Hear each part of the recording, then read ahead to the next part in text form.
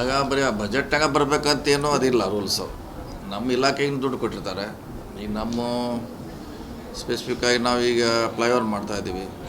So ಅದು ಕೂಡ ಬರ್ದೇನು ನಮ್ಗೆ ಅಲಾಟ್ ಮಾಡಿದ್ದಾರೆ ಬ್ರಿಡ್ಜಿಗೆ ಅಂತ, ಅದರಲ್ಲಿ ನಾವು ಮಾಡ್ತಾಯಿದ್ದೀವಿ. ಈಗ DC ಆಫೀಸು ಅದು ಬಂದಿದ್ದಾರೆ. ಸೊ ಸುಮಾರು ಕಾರ್ಯಕ್ರಮ ಅದು ಬಜೆಟ್ನಲ್ಲಿ ಬರ್ಬೋದು, ಬರದೇ ಇರ್ಬೋದು. ನಮ್ಮ ಇಲಾಖೆ ದುಡ್ಡದಲ್ಲಿ ನಾವು ಮಾಡಲಿಕ್ಕೆ ಅವಕಾಶ ಇದೆ, ಮಾಡೋದು ಪ್ರಯತ್ನ ಮಾಡ್ತೀವಿ. ಇಂತಿಷ್ಟು ಬಜೆಟ್ ಅಂತ ಆ ಇಲಾಖೆಗೆ ಅಲೋಕೇಟ್ ಮಾಡಿರ್ತಾರೆ. ಅದ್ರಲ್ಲಿ ನಮಗೇನು ಸ್ಪೆಸಿಫಿಕ್ ಅದು ಮಂತ್ರಿಗಳ ವಿವೇಚನೆಗೆ ಬಿಟ್ಟಿರುವಂಥ, ನಾವು ಮಾಡ್ತೀವಿ. ಅವ್ರಿಗೆ ಏನು ಬೇಕೋ ಅದನ್ನು ಮಾಡೇ ಮಾಡ್ತೀವಿ.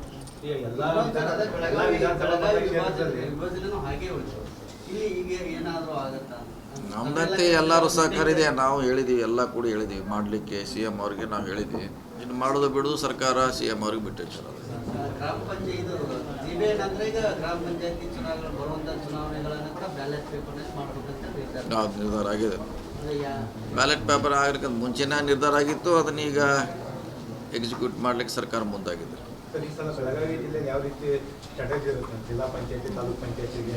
ಇಲ್ಲ, ಮೊದಲು ಬರೋದು ಗ್ರಾಮ ಪಂಚಾಯತಿ, ಆಮ್ಯಾಗ ಇನ್ನೂ ಲೇಟಾಗಿ ಬರ್ಬೋದು ನಿಮ್ಮದು ತಾಲೂಕು. ಯಾಕಂದ್ರೆ ಕೋರ್ಟ್ನಲ್ಲಿ ಕೂಡ ಪ್ರಸ್ತಾಪ ಇದೆ. ಅದ್ರ ಬಗ್ಗೆ ನೋಡೋಕೆ ಫಸ್ಟ್ ಮಾಡೋದು ನಾವು ಗ್ರಾಮ ಪಂಚಾಯತಿ. ಸರ್, ಈಗ ನವೀನ್ ತೀರ್ಥ ಡ್ಯಾಮ್ನಿಂದ ಪ್ರತಿದಿನ ಮತ್ತೆ 43 MLD ನೀರನ್ನು ಹುಬ್ಬಳ್ಳಿ ಧಾರವಾಡಕ್ಕೆ ಬಿಡಬೇಕಂತೇಳಿ ಒಂದು ಯೋಜನೆ ರೂಪಿಸಲಾಗಿದೆ. ಇದೆಲ್ಲ ಒಂದು ಕಡೆ ಮತ್ತೆ ನಮ್ಮ ಜಿಲ್ಲೆ ಜನರಿಗೆ ಸಮಸ್ಯೆ ಆಗುತ್ತೆ ಅಂತ. ಕುಡಿಯಲಿ ನೀರು ಯಾರೂ ತಡಲಿಕ್ಕಾಗೋಲ್ಲ. ಪ್ರಿಯಾರಿಟಿ ಫಸ್ಟ್ ಕುಡಿಯೋದು. ಸೊ ಹೀಗಾಗಿ ಎಲ್ಲೇ ಕೂಡ ಕುಡಿಯೋ ನೀರಿಗೆ ಬಂದರೆ ಅದು ಸರ್ಕಾರ ಆಗಲಿ ಯಾರು ಕೂಡ ಅದು ಸ್ಟಾಪ್ ಮಾಡಲಿಕ್ಕಾಗೋಲ್ಲ. ಫಸ್ಟ್ ಪ್ರಿಯಾರಿಟಿ ಕುಡಿಯಲಿ ನೀರು. ಸರ್, ಮತ್ತೆ ಮಹಾರಾಷ್ಟ್ರದಿಂದ ಕೈ ಒಡ್ಡುವಂಥ ಪರಿಸ್ಥಿತಿ ಬರುತ್ತೆ ಅಂತ. ಯಾಕಂದರೆ ಇಬ್ಬರಿಗೆ ಗೇಟ್ ಕಿತ್ತೋಗಿದ್ರಿಂದ ಸಾಕಷ್ಟು TMC ನೀರು ಹರಿದೋಗಿದೆ. ಅಲ್ಲ, ಭಾಳ ಏನು ಅಷ್ಟು ಡ್ಯಾಮೇಜ್ ಕಡಿಮೆ ಆಗಿಲ್ಲ. ಇಮಿಡಿಯೇಟ್ ಕಂಟ್ರೋಲ್ ಮಾಡಿದ್ದಾರೆ. ನೀರು ಇದೆ, ಅಲ್ಲಿ ನೀರು ಇದೆ, ಪೂರ್ತಿ ಹೋಗ್ಲಿಕ್ಕೇನು ಬಿಡಲ್ಲ. ಅದನ್ನ ಇಮಿಡಿಯೇಟು ರಿಪೇರಿ ಮಾಡಿದ್ದಾರೆ. ನೀರು ಉಳಿದಿದೆ, ಅಷ್ಟು ಪೂರ್ತಿ ಖಾಲಿ ಆಗಲಿಕ್ಕೆ ಬಿಟ್ಟಿಲ್ಲ. ಒಳ್ಳೆ ಕೆಲಸ ಮಾಡಿದ್ದಾರೆ. ಅಥಣಿಯಲ್ಲಿ ರಮೇಶ್ ಜಾರಕಿಹೊಳಿ ಪ್ರತಿಕ್ರಿಯೆ ಬಿಟ್ಟಿದ್ದಾರೆ. ಅಂದರೆ ಮಹಾರಾಷ್ಟ್ರದ ಸರ್ಕಾರದಿಂದ ಏನಾದ್ರು ನೀರು ಬಿಡುವಂಥ ನಾವು ಮನವಿ ಮಾಡೋ ಪ್ರಯತ್ನ ಮಾಡಿದರೆ ನಮ್ಮ ರಾಜ್ಯದ ಅಂದರೆ ಆಡಳಿತದ ನಾಯಕರ ನಿಯೋಗ ಹೋದ್ರು ಕೂಡ ನಾವು ಅದು ಬೆಂಬಲ. ನಾವು ಯಾವಾಗಲೂ ಲೆಟ್ರ್ ಬರ್ತೀವಿ. ಇನ್ನೂವರೆಗೆ ಯಾವಾಗ ಒಂದು ಸಲನೂ ಅವರು ಬಿಟ್ಟಿಲ್ಲ. ನಾವು ಸಾಕಷ್ಟು ಸರಿ ಮನವಿ ಮಾಡ್ತೀವಿ. ಸೊ ಬಿಟ್ಟರೆ ಒಳ್ಳೇದಾಗ್ತದೆ ನಮಗೆ. ಅಟ್ಲೀಸ್ಟ್ ರೈತರಿಗೆ ಕುಡಿಯೋ ನೀರಿಗೆ ಒಳ್ಳೇದಾಗ್ತದೆ. ಅದು ಪ್ರಯತ್ನ ಮಾಡೋಣ, ಎಲ್ಲರೂ ಕುಡಿಯೋಕೆ ಎಲ್ಲ ಪಕ್ಷದವರು ಪ್ರಯತ್ನ ಮಾಡೋಣ. ಯಾಕಂದ್ರೆ ಅದರಲ್ಲಿ ಏನು ರಾಜಕೀಯ ಮಾಡುವಂಥ ಅವಶ್ಯಕತೆ ಇಲ್ಲ. ನೀರು ಬರಬೇಕಷ್ಟೇ ನಮ್ಮ ಜಿಲ್ಲೆಗೆ. ಪ್ರಯತ್ನ ಮಾಡೋಣ. ಸರ್, ಮತ್ತೆ ಈಗ ಮೇಯರ್ ಚುನಾವಣೆ ಬರುತ್ತೆ, ಅವಧಿ ಮುಗಿಯುತ್ತೆ.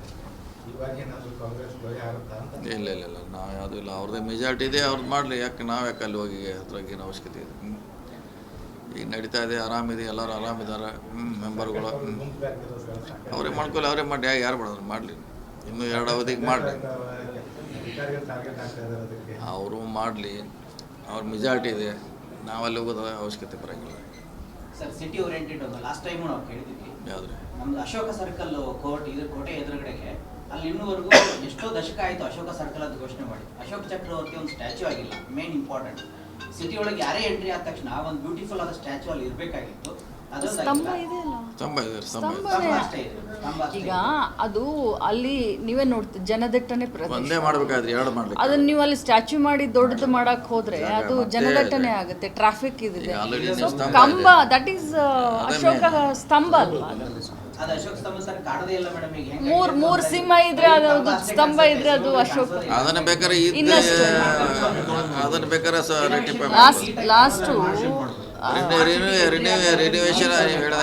ರಿನೋವೇಷನ್ ಮಾಡೋಣ ಸರ್. ಎರಡನೇದು ಇನ್ನೊಂದು ಕೃಷ್ಣದೇವರಾಯ ಸರ್ಕಲ್ ಅಂತೇಳಿ ಅಲ್ಲಿ ಕೊಲ್ಲಾಪುರ ಸರ್ಕಲ್ ಅನೌನ್ಸ್ ಮಾಡಿ ದಶಕ ಆಯ್ತು. ಸ್ಟಿಲ್ ಜನ ಅದನ್ನ ಕೊಲ್ಲಾಪುರ ಸರ್ಕಲ್ ಅನ್ನೋ ಭಾಷೆಯಿಂದಾನೇ ಕರೀತಾರೆ. ಕೃಷ್ಣದೇವರಾಯ ಸ್ಟ್ಯಾಚ್ಯೂ ಆಗ್ಬೇಕು ಅನ್ನೋದು ಬಹಳ ದಿನದ ಆಗ್ರಹ ಸರ್.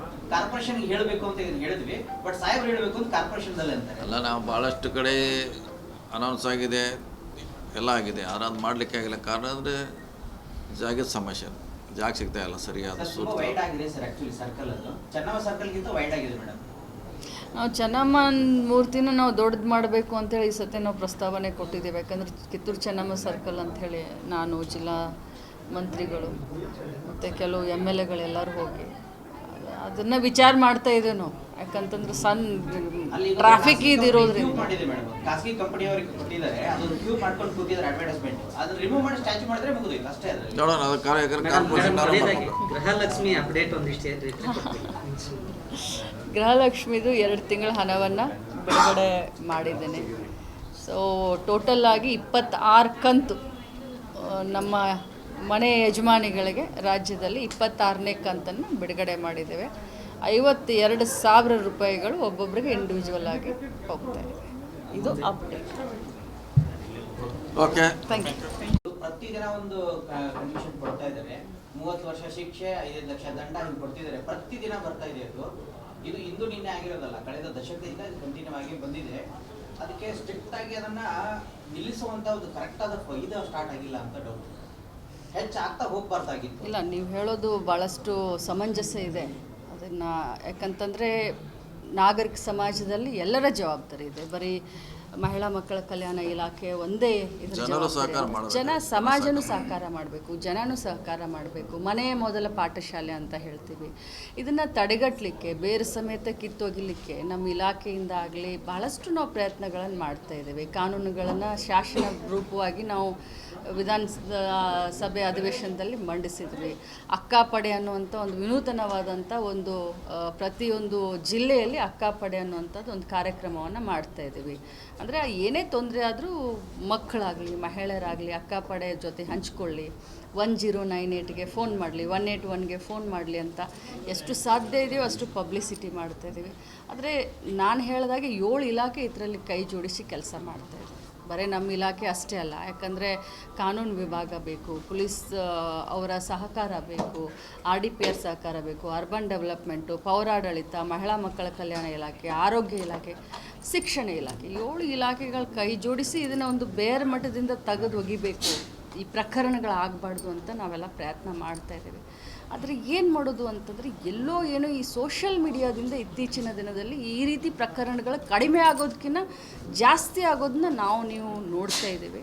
ಸೋಷಿಯಲ್ ಮೀಡಿಯಾವನ್ನು ಕಂಟ್ರೋಲ್ ತರಬೇಕು. ಮಕ್ಕಳಿಗೆ ಅದಕ್ಕೆ ವಿನೂತನ ಕಾರ್ಯಕ್ರಮ ನನ್ನ ಕ್ಷೇತ್ರದಿಂದ ನಾನು ಶುರು ಮಾಡಿದ್ದೀನಿ. ರಾತ್ರಿ 7 ಗಂಟೆಯಿಂದ 9 ಗಂಟೆವರೆಗೆ ನಾವು ಸೋಷಿಯಲ್ ಮೀಡಿಯಾ ಬಂದ್ ಮಾಡಿ ಗ್ರಾಮ ಪಂಚಾಯಿತಿಯಲ್ಲೇ ನಾನು ಎಲ್ಲ ಕಡೆ ಆರ್ಡರ್ ಮಾಡಿಸಿದ್ದೀನಿ. ಯಾಕಂತಂದರೆ ಮಕ್ಕಳಿಗೆ ವಿದ್ಯಾಭ್ಯಾಸ ಮಾಡಲಿಕ್ಕೆ ಎನ್ಕರೇಜ್ ಮಾಡಬೇಕು ಅಂತ ಹೇಳಿ 7 to 9 no TV, no social media, no mobile ಅಂಥೇಳಿ ಒಂದು ವಿನೂತನ ಒಂದು ಇದನ್ನು ನನ್ನ ಕ್ಷೇತ್ರದಿಂದ ಶುರು ಮಾಡಿದ್ದೇನೆ. ಮುಂಬರುವಂಥ ದಿನದಲ್ಲಿ ಇಡೀ ರಾಜ್ಯದಲ್ಲಿ ಇದನ್ನು ಮಾಡಲಿಕ್ಕೆ ಪ್ರೇರಣೆಯನ್ನು ಮಾಡ್ತೀನಿ. ಒಂದೇ ಒಂದು ಹೇಳ್ತೀನಿ, ಈ ಪಿಡುಗನ್ನು ಕಿತ್ತೊಗಿಬೇಕು ಅಂತಂದರೆ ನಾವೆಲ್ಲರೂ ಎಜುಕೇಟ್ ಆಗಬೇಕು.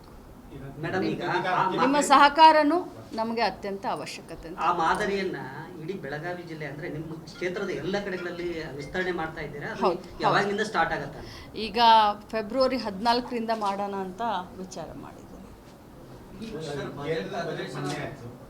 ಕೇಂದ್ರ ಬಜೆಟ್ ಮೊನ್ನೆ ಆಯಿತು. ಬೆಳಗಾವಿ ಏನು ಕೊಡುಗೆ ಸಿಗುತ್ತೆ? ಮಾಜಿ ಮುಖ್ಯಮಂತ್ರಿ ಕೇಂದ್ರ ಬೆಳಗಾವಿ ಸಂಸದರ ಪ್ರತಿನಿಧಿಸ್ತಾರೆ. ಭಾಳ ದೇಶದ ನಿರೀಕ್ಷೆಗಳಿತ್ತು ಬೆಳಗಾವಿ ಸಂಸದರು ಟಿವಿ ಪ್ರಕಾರ ಬರ್ತಾರೆ, ಟಿವಿ ಪ್ರಕಾರ ಹೋಗ್ತಾರೆ. ಯಾಕೋ ರಿಪಬ್ಲಿಕ್ದವ್ರು ಸ್ವಲ್ಪ ಸಾಹೇಬ್ರನ್ನು ಕೇಳ್ರು. ಮೇಡಮ್ ತಾವೊಂದು ಮಾತು ಹೇಳಿದ್ರಿ, ಇಲ್ಲಿ ಅಡ್ರೆಸ್ ಇಲ್ಲ ಅಂತೇಳಿ. ಇದುವರೆಗೆ ಸಂಸದರು ಏನಂತಂದ್ರೆ ಬೆಳಗಾವಿ ಜಿಲ್ಲೆಯಲ್ಲಿ ಅಡ್ರೆಸ್ಸೇ ಇಲ್ಲ. ಅವ್ರು ಬರೀ ಅತಿಥಿಗಳಿಗತ್ತೆ ಬರ್ತಾರೆ, ಹೋಗ್ತಾರೆ, ಇಲ್ಲ ನನಗೆ ಗೊತ್ತಿರೋ ಪ್ರಕಾರ ಏನೋ ಒಂದು ಸೈಟ್ ಏನೋ ತಗೊಂಡಾರ, ಮನೆ ಕಟ್ತಾರ ಅಂತ ಹೇಳಿ. ಇಲ್ಲ, ಸೈಟ್ ತಗೊಂಡಿದ್ದಾರೆ ಅಂತ ನ್ಯೂಸ್ ನನ್ನ ಪ್ರಕಾರ. ಬಾಲ್ ಭವನದ ವತಿಯಿಂದ ಬೆಳಗಾವಿ ಜಿಲ್ಲೆಗೆ ಭಾಳಷ್ಟು ಅನುಕೂಲ ಆಗಲಿಕ್ಕೆ, ಅದರಲ್ಲೂ ಕ್ರಿಕೆಟ್ ಪ್ರೇಮಿಗಳಿಗೆ, ಮಕ್ಕಳಿಗೆ ಪ್ರಾಕ್ಟೀಸ್ ಮಾಡಲಿಕ್ಕೆ ನಮ್ಮ ಬೆಳಗಾವಿಯಲ್ಲಿ ಇದ್ದಂಥ ಒಂದು ಬಾಲ ಭವನವನ್ನು ನಮ್ಮ ಜಿಲ್ಲಾ ಪಂಚಾಯತ್ ಮುಖ್ಯ ಕಾರ್ಯನಿರ್ವಹಣಾಧಿಕಾರಿಗಳ ಒಂದು ಉತ್ಸುಕತೆ ಅಂತ ಹೇಳ್ಬೋದು, ಇಂಟ್ರೆಸ್ಟ್ ಅಂತ ಹೇಳ್ಬೋದು. ಮತ್ತು ನಮ್ಮ ಇಲಾಖೆ ಬಾಲ್ ಭವನದಿಂದ ಒಂದು 20 ಲಕ್ಷ, ಜಿಲ್ಲಾ ಪಂಚಾಯತ್ನಿಂದ ಒಂದು 20 ಲಕ್ಷ ಇದನ್ನು ಮಾಡಿ ಈ ಭವನ ನಮ್ಮದೇ. ಆದರೆ ಇದು ಬಹಳಷ್ಟು ದಿನದಿಂದ ಹಾಗೆ ಇಲ್ಲಿ ಏನು ಆ್ಯಕ್ಟಿವಿಟೀಸ್ ಇರಲಿಲ್ಲ, ಯಾವ ಕಾರ್ಯಕ್ರಮಗಳು ನಡೀತಾ ಇರಲಿಲ್ಲ, ಭಾಳ ಹಳೇದಾಗಿತ್ತು, ಶೀತಲಾವಸ್ಥೆ ಆಗಿತ್ತು. ಆದರೆ ನಮ್ಮ ರಾಹುಲ್ ಸಿಂಧೆ ಅವರ ಕಣ್ಣು ಇದ್ರ ಮೇಲೆ ಬಿದ್ದ ಮೇಲೆ ನನ್ನ ಜೊತೆ ಚರ್ಚೆ ಮಾಡಿ ಈ ಭಾಗದ ನಮ್ಮ ಮಕ್ಕಳಿಗೆ ಕ್ರಿಕೆಟ್ ಪ್ರಾಕ್ಟೀಸ್ ಮಾಡಲಿಕ್ಕೆ, ಡೇ ಆ್ಯಂಡ್ ನೈಟ್ ಪ್ರಾಕ್ಟೀಸ್ ಮಾಡಲಿಕ್ಕೆ ಬಹಳಷ್ಟು ಅತ್ಯುತ್ತಮವಾದಂಥ ಒಂದು ಇನಿಷಿಯೇಟಿವ್ ನಮ್ಮ ಸ್ಥಳೀಯ ಶಾಸಕರಾದಂಥ ರಾಜು ಸೇಠ್ ಅವರ ನೇತೃತ್ವದಲ್ಲಿ ನಡೀತು. ನಮ್ಮ ಲೋಕಲ್ MLA ಅವರು 20 ಲಕ್ಷ ಕೊಟ್ಟಿದ್ದಾರೆ, ನಮ್ಮ ಬಾಲ್ ಭವನದಿಂದ 20 ಲಕ್ಷ. ಇವತ್ತು ಈ ಥರ ಒಂದು ಉದ್ಘಾಟನೆಯನ್ನು ನಮ್ಮ ಜಿಲ್ಲಾ ಉಸ್ತುವಾರಿ ಮಂತ್ರಿಗಳಾದಂಥ ಸತೀಶಣ್ಣ ಜಾರಕಿಹೊಳಿ ಅವ್ರ ಕೈಯಿಂದ ಮಾಡಿಸಿದ್ದೀವಿ. ನಮಗಿಷ್ಟೇ ಆಶೆ, ಸರ್ಕಾರಿ ಶಾಲೆಯಲ್ಲಿ ಕಲಿತಾ ಇರುವಂಥ ಅತ್ಯುನ್ನತವಾದಂಥ ಪ್ರತಿಭೆಯನ್ನು ಹೊಂದಿದಂಥ ಕ್ರಿಕೆಟ್ ಹುಡುಗರನ್ನು ಫ್ರೀಯಾಗಿ ಅವರು ಫ್ರೀ ಹಾಸ್ಟೆಲನ್ನು ಕೂಡ ಮಾಡಿಕೊಡ್ತೀವಿ. ಅವರ ಎಜುಕೇಷನ್ ಅಂದರೆ ಅವರು ಬೆಳಗಾಂಗೆ ಅವರು ಅಡ್ಮಿಷನ್ ತೊಗೊಳ್ತಾರೆ ಅಂತಂದರೆ, ಯಾಕಂದರೆ 18 ಕ್ಷೇತ್ರ ಇರೋದ್ರಿಂದ ಸೊ ಎಲ್ಲಿಯವರು ಬಂದು ಕೂಡ ಇಲ್ಲಿ ಪ್ರಾಕ್ಟೀಸ್ 2 ತಿಂಗಳು ಬೇಸಿಗೆಯಲ್ಲಿ 2 ತಿಂಗಳು ಮೊದಲು ಪ್ರಾಕ್ಟೀಸ್ ಮಾಡಿಸ್ತೀವಿ. ಅದರಲ್ಲಿ ಯಾರು ಒಳ್ಳೆ ಪ್ರತಿಭೆ ಹೊರಹೊಮ್ಮುತ್ತಾರೆ ಅವರನ್ನು ಎಕ್ಸ್ಕ್ಲೂಸಿವ್ ಆಗಿ ಒಂದು 15 ಜನನೋ 20 ಜನನೋ ಅವರನ್ನು ಮುಂಬರುವಂಥ ರಣಜಿ ಕ್ರಿಕೆಟ್ಗಾಗಿರ್ಬೋದು ಅಥವಾ ನ್ಯಾಷನಲ್ ಕ್ರಿಕೆಟ್ಗಾಗಿರ್ಬೋದು ಅದ್ರ ಮೇಲೆ ಅವರನ್ನು ತಯಾರಿ ಮಾಡುವಂಥ ಎಲ್ಲ ಇದನ್ನು ಮಾಡ್ತಾಯಿದ್ದೀವಿ. ಜೊತೆಯಲ್ಲಿ 5 ಜನ ವಿಕಲಚೇತನರಿಗೆ ಕೂಡ ಆಸ್ಪದವನ್ನು ಈ ಒಂದು ಬಾಲಭವನ ಕ್ರಿಕೆಟ್ ಇದರಲ್ಲಿ ನಾವು ಮಾಡ್ತಾಯಿದ್ದೀವಿ. ತಮ್ಮ ಕ್ಷೇತ್ರದಲ್ಲಿ ಮರಗಳ ಕಡಿತನ ಮರಗಳನ್ನು ಕಡ್ದಾಕಿದ್ದಾರೆ, ತಮ್ಮ ಗಮನಕ್ಕಿಲ್ಲ ಅಂತ ತಾವು ಹೇಳಿದ್ರಿ. ಶ್ರೀಗಂಧ ಮರಗಳನ್ನು ಕಡ್ದಾಕಿದ್ದಾರೆ, ಮತ್ತು ಯಾರ ಗಮನಕ್ಕಿಲ್ಲ ಅಂದರೆ ಅವ್ರು ಹೆಂಗೆ ಕಡಿದ್ರು? ಅನುಮತಿನೂ ತಗೊಂಡಿಲ್ಲ. ಅರಣ್ಯ ಇಲಾಖೆಯವ್ರದ್ದು ಅನುಮತಿನೂ ಇಲ್ಲ, ಅಲ್ಲಿ ಇದ್ದವ್ರಿಗೂ ಯಾರಿಗೂ ಗೊತ್ತಿಲ್ಲ ಅಂದಮೇಲೆ ಈ ರೀತಿ ಕೆಲಸ ಹೆಂಗೆ, ಡೆವಲಪ್ಮೆಂಟ್ ಹೆಂಗೆ? ನೋಡಿ, ಮೊದಲನೇದಾಗಿ ಹೇಳಲಿಕ್ಕೆ ಬಯಸ್ತೇನೆ, ಇದು ಪ್ರಧಾನಮಂತ್ರಿ ಕುಸುಮ್ ಯೋಜನೆಯಲ್ಲಿ ಸೋಲಾರ್ ಇದನ್ನು ಮಾಡಲಿಕ್ಕೆ ನಮ್ಮ ಜಿಲ್ಲೆಯಿಂದ ಸುಮಾರು 600 ಎಕರೆಯನ್ನು ಸರ್ಕಾರಿ ಜಮೀನು ಇರ್ಬೋದು ಅಥವಾ ಪ್ರೈವೇಟ್ ಜಮೀನನ್ನು 600 ಎಕರೆ ಜಮೀನನ್ನು ಗುರುತಿಸಿದ್ದಾರೆ. ಯಾಕಂತಂದರೆ ಸೋಲಾರ್ ಪ್ಲ್ಯಾಂಟು 2021ಕ್ಕೇನೋ ಇದು ಸ್ಕೀಮ್ ಬಂದಿತ್ತಂತೆ. ನಾನು ಅದರ ಬಗ್ಗೆ ಸಂಪೂರ್ಣ ಮಾಹಿತಿಯನ್ನು ತೆಗೆದುಕೊಂಡಾಗ 24ನೇ ಇಸ್ವಿನಲ್ಲಿ ಇದನ್ನು ಗೌರ್ಮೆಂಟ್ ಗ್ರ್ಯಾಂಟ್ ಆಗಿ ಇದು ಪ್ರಧಾನಮಂತ್ರಿ ಕುಸುಮ್ ಯೋಜನೆಗೆ ಕೊಟ್ಟಿದ್ದಾರೆ ಅಂತ ಹೇಳಿ ನನ್ನ ಗಮನಕ್ಕೆ ಬಂತು. ಆದರೆ ಕೊಟ್ಟಿರೋದೂ ನನಗೆ ಗೊತ್ತಿರಲಿಲ್ಲ. ಆಮೇಲೆ ಮೊನ್ನೆ ಏಕಾಏಕಿ ತಮ್ಮ ಮಾಧ್ಯಮದಲ್ಲಿ ನಾವೆಲ್ಲ ಅಧಿವೇಶನದಲ್ಲಿ ಬ್ಯುಸಿಯಾಗಿರುವಂಥ ಸಂದರ್ಭದಲ್ಲಿ ಮಾಧ್ಯಮದಲ್ಲಿ ಈ ಸುದ್ದಿ ಬಂದಾಗ ಅಲ್ಲಿ ನನ್ನ ಗಮನಕ್ಕೆ ಕೆಲವು ಸಹೋದರರು ತೊಗೊಂಡು ಬಂದಾಗ ನಾನು ಮಾನ್ಯ ಜಿಲ್ಲಾ ಅಧಿಕಾರಿಗಳು ಕೇಳಿದಾಗ ಇದು ನನ್ನ ಗಮನಕ್ಕೆ ಬಂತು. ಮತ್ತು ಅವ್ರನ್ನ ಕೂಲಂಕಷವಾಗಿ ವಿಚಾರ ಮಾಡಿದಾಗ ಅದರಲ್ಲಿ ಯಾವುದೇ ಶ್ರೀಗಂಧ ಆಗಲಿ ಅಥವಾ ಸಾಗವಾನಿ ಗಿಡಗಳಿಲ್ಲ ಅಂತ ಅವ್ರು ಹೇಳಿದರು. ಮತ್ತು ತಪ್ಪಿತಸ್ಥರ ಮೇಲೆ ಇಮಿಡಿಯೇಟಾಗಿ ಕ್ರಮ ತೊಗೊಳ್ತೀವಿ ಅಂತ ಹೇಳಿದ್ರು. ಆ ರೀತಿ ಒಬ್ಬರ ಮೇಲೆ FIR ಕೂಡ ನಾವು ಮಾಡಿಸಿದ್ದೇವೆ. ಮೇಡಮ್, FIR ಕಾಪಿಯಲ್ಲಿ ಅವ್ರು ಬರೆದಾರೆ 8 ಶ್ರೀಗಂಧದ ಮರಗಳು, ಸಣ್ಣ ಪುಟ್ಟ ಕುರುಚಲು ಸಸ್ಯಗಳು ಸೇರಿ 8 ಎಕರೆಯಲ್ಲಿ ಹಾಳು ಮಾಡಿದಾರಂತೆ ಅರಣ್ಯ ಇಲಾಖೆ. ಇದರಲ್ಲೇ ಬರ್ಬಿಟ್ಟಿದ್ದಾರೆ. ಮತ್ತೆ 34 ಕೆಜಿ ಹಸಿ ಶ್ರೀಗಂಧ ಜಪ್ತಿಪಡಿಸಿಕೊಂಡಿದ್ದೇವೆ ಅಂತ ಹೇಳಿ ನೋಡಿ, ತಪ್ಪಿತಸ್ಥರ ವಿರುದ್ಧ ಕಾನೂನು ರೀತಿಯಾಗಿ ಏನು ಕ್ರಮ ಆಗಬೇಕು ಅದು ಖಂಡಿತ ಆಗುತ್ತೆ. ಫಾರೆಸ್ಟ್ ಇಲಾಖೆಯವ್ರು ಏನ್ ಮಾಡ್ತಾರೆ? ಯಾಕಂದ್ರೆ ಒಂದು ಗಿಡ ಕಡಿದ್ರೆ ಒಂದು ಕೇಸ್ ಹಾಕಂತಾರು, ಇಲಾಖೆಯವ್ರು ಏನ್ ಮಾಡ್ತಾ ಇದ್ರು? ನೀವು ಇದನ್ನು ಮೊದಲು ಅರ್ಥ ಮಾಡ್ಕೊಳ್ಬೇಕು. ಇದು ಯಾರಾದರೂ ಖಾಸಗಿಯವ್ರಿಗೆ ಜಮೀನು ಕೊಟ್ಟಿದ್ದೀವ? ಒಂದು ನಿಮಿಷ ನಾನು ಹೇಳೋದು ಕೇಳಿ. ಶ್ರೀಗಂಧದ ಗಿಡ ತೆಗ್ದಿರೋದು ಅಪರಾಧ. ಪರ್ಮಿಷನ್ ತೊಗೊಂಡು ಮಾಡಬೇಕನ್ನೋದು ಖಂಡಿತವಾಗ್ಲೂ ನಿಮ್ಮೆಲ್ಲರ ಮಾತಿಗೆ ನಾನು ಕೂಡ ಸಹಮತಿಯನ್ನು ವ್ಯಕ್ತಪಡಿಸ್ತೀನಿ. ಇದನ್ನು ಯಾರಾದರೂ ಖಾಸಗಿಯವ್ರು ತಗೊಂಡ್ರಾ? ಖಾಸಗಿಯವರು ಒಂದೇ ದಿನ ರಾತ್ರಿ ಇದನ್ನೇನಾದರೂ ಕೆಲಸ ಮಾಡೋಕ್ಕೆ ಹೋದ್ರ? ಸರ್ಕಾರದ ಜಾಗ, ಸರ್ಕಾರದ ಯೋಜನೆಗೆ ಸರ್ಕಾರದ ಅನುಮತಿ, ರೆವಿನ್ಯೂ ಡಿಪಾರ್ಟ್ಮೆಂಟ್ ಅದನ್ನು ಫಾರೆಸ್ಟದನ್ನು ರೆವಿನ್ಯೂ ಡಿಪಾರ್ಟ್ಮೆಂಟ್ ಅಂಡರ್ಟೇಕಿಂಗ್ ಮಾಡಿಕೊಂಡಿದೆ. ಫಸ್ಟ್ ಇದನ್ನು ಮೊದಲು ಕ್ಲಾರಿಟಿ ಕೊಡಿ ಜನರಿಗೆ. ಇಲ್ಲಿ ಏನಾಗ್ತಾ ಇದೆ, ಏನು ತೋರಿಸ್ತಾ ಇದ್ದೀರಾ, ಏನೋ ಇದರಲ್ಲಿ ಕುಮ್ಮಕ್ಕಿದೆ, ಯಾರೋ ಖಾಸಗಿಯವರು ಬಂದಿದ್ದಾರೆ, ಏನೋ ಮಾಡ್ತಾ ಇದ್ದಾರೆ. ನೋ, ಇದು ಸರ್ಕಾರಿ ಯೋಜನೆ, ಕೇಂದ್ರ ಸರ್ಕಾರದಿಂದ ಬಂದಂಥ ಯೋಜನೆ. ರೆವಿನ್ಯೂ ಡಿಪಾರ್ಟ್ಮೆಂಟು ಫಾರೆಸ್ಟ್ ಡಿಪಾರ್ಟ್ಮೆಂಟ್ ಹತ್ರ ಮಾತನಾಡಿ ಮಾಡಿಕೊಂಡಿರುವಂಥ ಯೋಜನೆ. ಇದರಲ್ಲಿ ನಮ್ಮ ಪಾತ್ರ ಏನು ಬರುತ್ತೆ? ಎಸ್, ಅಫ್ಕೋರ್ಸ್ ನಾನು ಆ ಭಾಗದ ಶಾಸಕಿ, ನನ್ನ ಗಮನಕ್ಕೆ ಅವ್ರು ತರಬೇಕಾಗಿತ್ತು, ನನ್ನ ಗಮನಕ್ಕೆ ಅವ್ರು ತಂದಿಲ್ಲ. ನನಗೆ ಗೊತ್ತಾದ ತಕ್ಷಣ ನಾನು ಅದನ್ನ ಕೆಲಸವನ್ನು ಸ್ಟಾಪ್ ಮಾಡಿಸಿದ್ದೀನಿ. ಡೆವಲಪ್ಮೆಂಟ್ಗೆ ಕಾಡ ಬೇಕಿತ್ತು ಅಂತ ಹೇಳಿ ಜನ ಪ್ರಶ್ನೆ ಮಾಡ್ತಿದ್ದಾರೆ ಮೇಡಮ್. ಈಗ ಇವತ್ತು ಪ್ರತಿಭಟನೆ ಕೂಡ ಮಾಡ್ತಿದ್ದಾರೆ. ನೋಡೋಣ, ಮಾತಾಡ್ತೀನಿ. ಬೇರೆ ಗೈರಾನ್ ಜಮೀನು ಐತಿ, ಮಾತಾಡ್ತೀನಿ. ಇದಿಲ್ಲ ಅಂತ ಹೇಳಿ ಮೇಡಮ್, ಈಗ ಇನ್ನೊಂದು ಮೆಟ್ರೋ ದರ ಕೂಡ ಹೆಚ್ಚಳ ಮಾಡಿದ್ದಾರೆ, ಅದಕ್ಕೆ ವಿರೋಧ ಕೂಡ ಆಗ್ತಿದೆ. ಯಾವ್ಯಾವ ದರ ಹೆಚ್ಚಳ ಆಗಿದ್ದಾವೆ ಹೇಳ?